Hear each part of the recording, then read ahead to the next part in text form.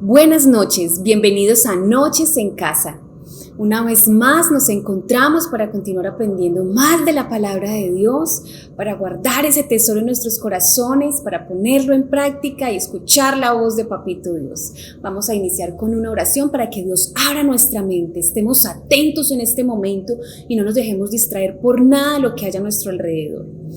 Padre eterno, en el nombre de tu Hijo Jesucristo, colocamos este momento delante de ti, cancelamos toda distracción que haya a nuestro alrededor, te pedimos que tu luz alumbre nuestro entendimiento y que en esta noche todos podamos ser libres de toda mentalidad desértica, en el nombre de Jesucristo.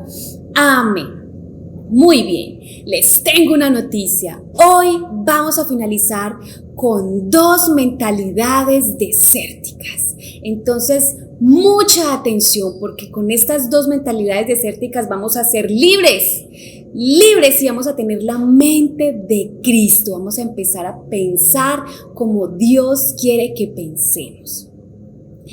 La primera mentalidad desértica que vamos a ver en esta noche dice así: o lo hago a mi manera o no lo hago. Para comenzar, vamos a leer Salmos 78, 7 al 8. Y dice: para que ellos pusieran su confianza en Dios y no se olvidaran de las obras de Dios, sino que guardaran sus mandamientos y no fueran como sus padres, una generación porfiada y rebelde, generación que no preparó su corazón y cuyo espíritu no fue fiel a Dios. Aquí vemos cómo el pueblo de Israel se desplegó en testarudez y en rebeldía. Durante muchos años vagaron por el desierto, como ya lo hemos venido aprendiendo. Vagaron por el desierto debido a su testarudez y a su rebeldía. Y entonces, cuando se encontraban en dificultades a causa de esa rebeldía, clamaban a Dios. Dios les respondía, pero nuevamente volvían a caer en rebeldía, en desobediencia, hasta que eso se convirtió en un círculo. Rebeldía, desobedecían, clamaban, pedían perdón, obedecían instrucciones por un tiempo, pero volvían a caer en rebeldía. Y resulta que este versículo nos habla de cómo ese pueblo que salió de Israel fue un pueblo rebelde, un pueblo que fue desobediente y no seguía las instrucciones de Dios. Y resulta que el Señor exige, el Señor quiere que nosotros aprendamos que no debemos hacer las cosas con nuestros propios métodos, a nuestra propia forma, sino que seamos flexibles, que seamos moldeables por Él. Porque si continuamos siendo testarudos, si continuamos siendo rebeldes, así Dios no nos va a usar. La victoria exige obediencia inmediata. Una vida en victoria exige obediencia inmediata. Pero ¿qué es rebeldía y qué es ser testarudo? Resulta que ser testarudo es ser obstinado, difícil de manejar. Y una persona rebelde es una persona que no se deja controlar, una persona que no recibe la corrección, que es indisciplinable. Así era el pueblo de Israel, indisciplinable. Y para eso vamos a conocer una historia de un hombre que quería hacer las cosas a su modo y no al modo de Dios, pero vamos a ver las consecuencias. Resulta que el rey Saúl, cuando fue ungido por Samuel el profeta, el Samuel lo ungió para ser rey y le dijo: en 7 días vendré y haremos un sacrificio a Dios, una ofrenda a Dios, y te daré instrucciones. Eso era lo que tenía que hacer Saúl, simplemente esperar 7 días. Pero resulta que durante esos 7 días pasaron muchas cosas y Saúl ya estaba desesperado. Estaba desesperado porque los filisteos los iban a atacar y eran demasiados. Los soldados del pueblo de Israel estaban tan asustados que buscaban dónde esconderse. Se buscaban en cisternas, en los árboles, en las rocas, donde pudieran se escondían. Estaban llenos de temor.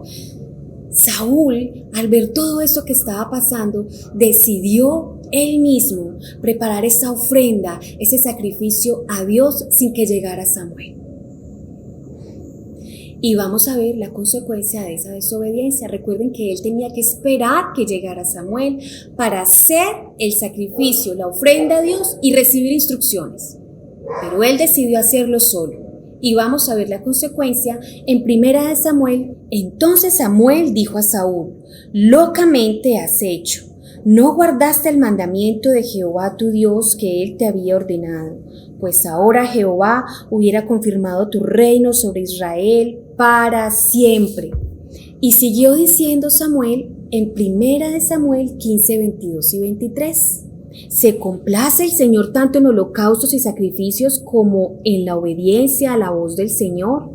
He aquí, el obedecer es mejor que un sacrificio, y el prestar atención que la grosura de los carneros. Porque la rebelión es como pecado de adivinación, y la desobediencia como iniquidad e idolatría. Por cuanto has desechado la palabra del Señor, Él también te ha desechado para que no seas rey. ¡Wow! Aquí vemos las consecuencias de hacer las cosas a nuestra manera, a nuestra forma de pensar. ¡Qué desastre trae todo eso cuando no tenemos en cuenta la voluntad de Dios, cuando no obedecemos lo que Él ya nos ha dicho que debemos de hacer! Vimos cómo Samuel le dijo: si tú hubieras obedecido, ¡wow! ¿Cuánto hubieras podido reinar? Tu reino se hubiera establecido en Israel. Pero ahora la consecuencia es de un reinado corto a causa de la testarudez y rebeldía. Saúl tenía sus propias ideas y él decidió hacer las cosas a su forma. Y Samuel, la respuesta que le dio fue: Dios quiere obediencia y no sacrificio. A veces pensamos que estamos haciendo bien, que es lo correcto. Tal vez hacer un viaje, ¿qué de malo tiene? O darle esto a alguien, ¿qué de malo tiene? ¿Verdad? Pero ¿estás contando con Dios? ¿Estás contando con su plan, con su voluntad? ¿Es voluntad que vayamos a ese lugar? ¿Es voluntad que regalemos esto a esta persona? ¿Es el tiempo de que tomemos esta decisión? Si hiciéramos eso siempre, en todo lo que hiciéramos durante toda nuestra vida diaria, no tendríamos tantos problemas, nos evitaríamos muchísimos problemas. Resulta que el rey Salomón le pidió a Dios sabiduría. Y Dios se sorprendió porque pidió sabiduría. Hubiera podido pedir otras cosas materiales, ¿verdad? Pero pidió sabiduría. ¡Wow! Y se convirtió en el hombre más sabio de la tierra. Muchas personas acudían a él. Pero ustedes se preguntarán esto mismo que se preguntó mi hija María Paz: si el rey Salomón fue tan sabio, ¿por qué pecó? ¿Por qué se apartó de Dios? La respuesta es muy simple. Hay cosas que tenemos y no las usamos. Tenemos la mente de Cristo, pero ¿la usas? Dios nos da sabiduría y ¿la usamos? Esto fue lo que pasó con el rey Salomón. Él tenía sabiduría, pero ¿la usaba? ¿La usaba para su propia vida? Miremos en la conclusión que llegó el rey Salomón en Eclesiastés 12:13. La conclusión cuando todo se ha oído es esta: teme a Dios y guarda sus mandamientos, porque esto concierne a toda persona. ¡Wow! Cuando nos dice teme a Dios, quiere decir adora a Dios, reverencia a Dios y obedécelo, guarda sus mandamientos. Y cuando nos dice que esto concierne a toda persona, quiere decir que este es el deber de toda persona. para los que tienen problemas existenciales, de que no saben por qué están en este mundo. Ahí está la respuesta. Ese es el propósito tuyo, el propósito mío, de todos.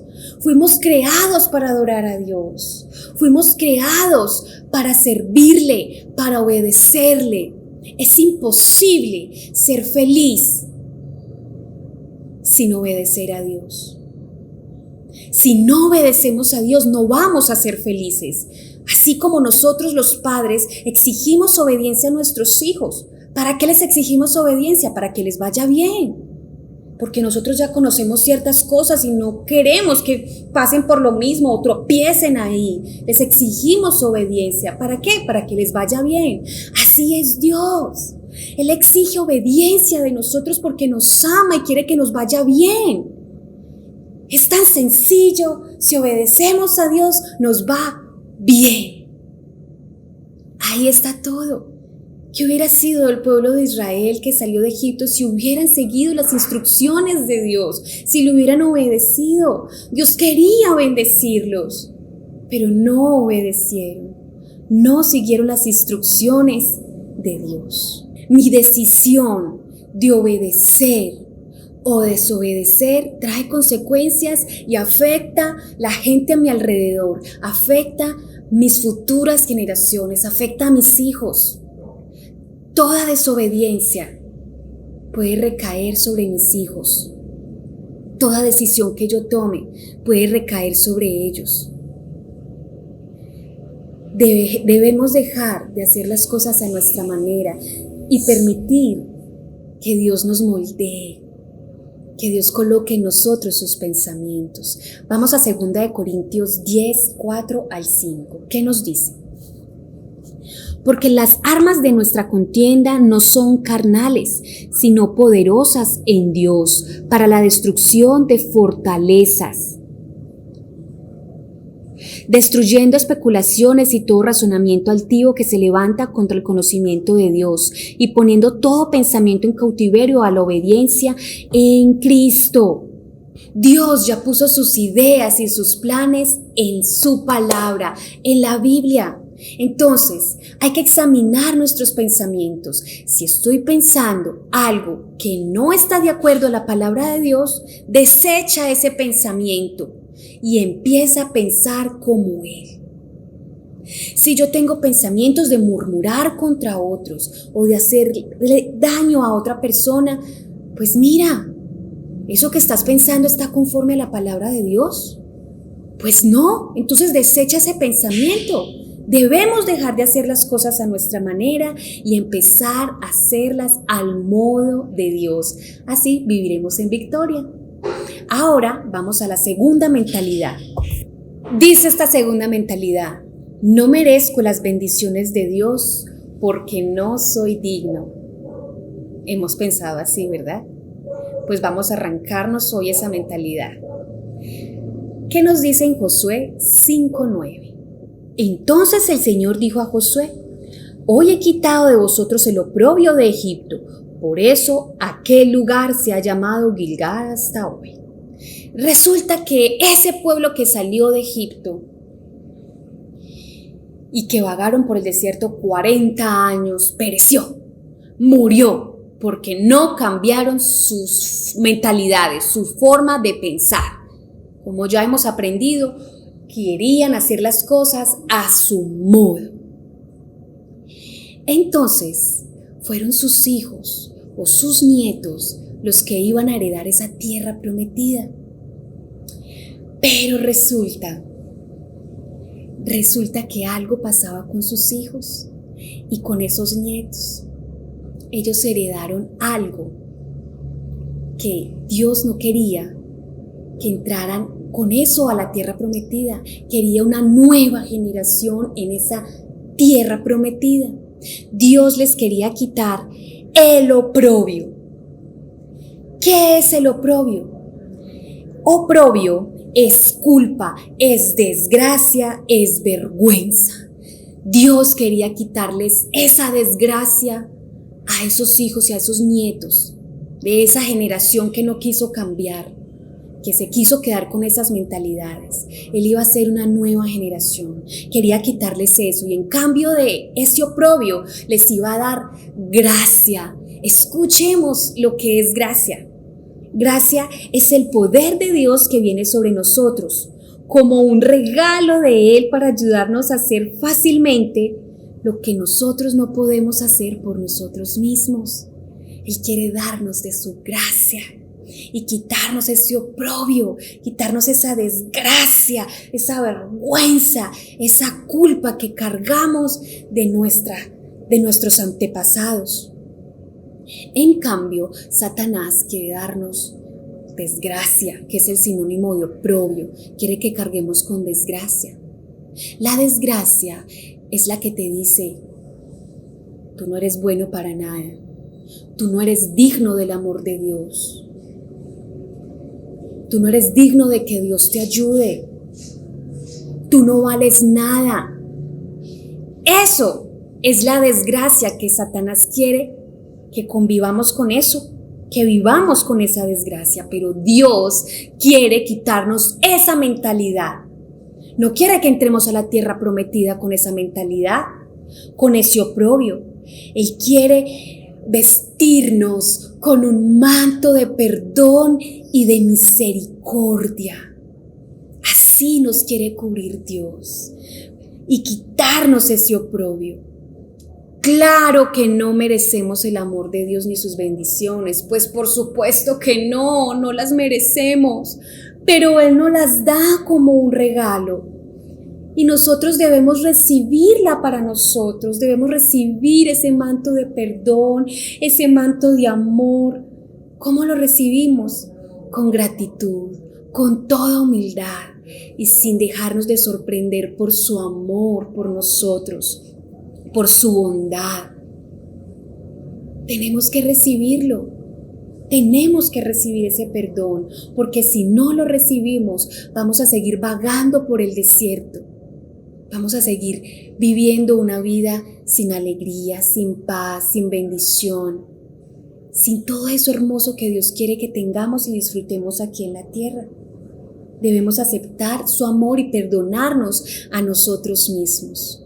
Pero ¿cómo nos estamos viendo entonces a nosotros mismos? ¿Cómo se veía el pueblo de Israel? ¿Cómo quiere Dios que nos veamos?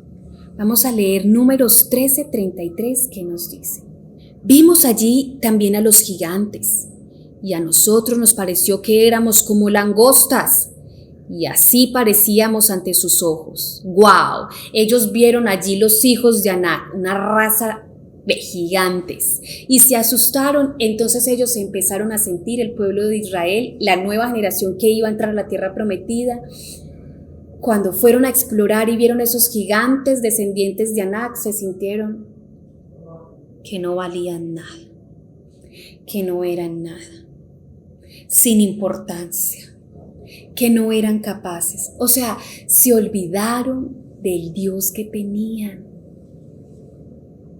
y empezaron a pensar negativamente de ellos. Debemos ser conscientes de que Satanás quiere llenar nuestra mente de pensamientos negativos hacia nosotros mismos y hacia los demás. Él quiere que pensemos mal de nosotros y de los demás. Él quiere preparar situaciones para que nos sintamos rechazados y estemos siempre recordando esa herida y de que no somos nada, de que no valemos nada. Pero vamos a hacer esta pregunta: si la nueva generación, si esos hijos o esos nietos de esa generación que salió de Egipto y vagó por tanto tiempo en el desierto, si esos hijos y esos nietos no habían vivido en Egipto porque Dios les iba a quitar el oprobio, si a ellos no les tocó vivir eso tan horrible en el desierto o esa esclavitud en Egipto, ¿por qué? Resulta que eso que pesaba, ese oprobio que pesaba sobre los padres, se heredó en los hijos.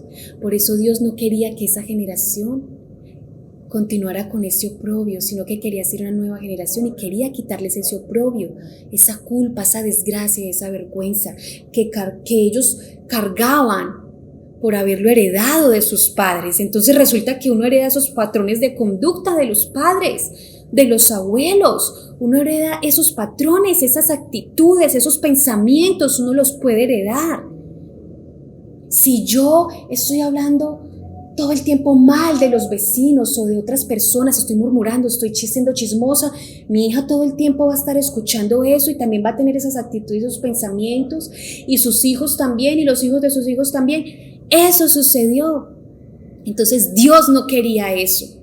Dios quería usar esta nueva generación y por eso les iba a quitar ese oprobio, porque Dios derrama su misericordia sobre nosotros, sobre ti Dios derrama esa misericordia y nos quita esa desgracia, esa culpa, esos pensamientos negativos de nosotros mismos y hacia los demás. Dios quiere que nos los quitemos. No podremos atravesar el desierto sin ayuda de Dios. Y si tenemos una actitud negativa hacia nosotros, no vamos a poder recibir esa ayuda de Dios. Tenemos que empezar a pensar bien de nosotros. Y aquí hay una esperanza en Filipenses 1:6. Estando convencido precisamente de esto, que el que comenzó en vosotros la buena obra, la perfeccionará hasta el día de Cristo Jesús. ¡Guau! No estamos terminados todavía. Hay esperanza. No somos perfectos. Fallamos. Pero lo importante es que acudamos a nuestro Padre, nos arrepintamos y que haya una diligencia, un esfuerzo por no volver a cometer los mismos errores. Pero Dios es fiel y justo para perdonarnos. Y su obra aún no está terminada en nosotros. Su obra dice que la terminará en nosotros hasta el día que Él venga por nosotros. Dios deseaba bendecir al pueblo de Israel, llevarlos a la tierra prometida, deseaba bendecirlos más de lo que podemos imaginar. Pero primero tuvo que quitar el oprobio, ese pensamiento negativo de ellos mismos. Debemos pensar como Él quiere que pensemos. ¿Y cómo quiere que pensemos? Debemos leer su palabra. Ahí está el plan de Dios para cada uno de nosotros. Y dice su palabra que somos amados, que somos como la niña de sus ojos, protegidos y cuidados. Eso Dios quiere que pensemos de nosotros mismos. Ahora les invito a ver el siguiente video.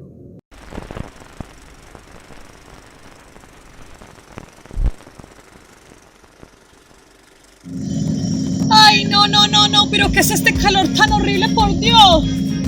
Ay, no, esto está peor que cuando uno está haciendo sancocho con esos calores tan horribles.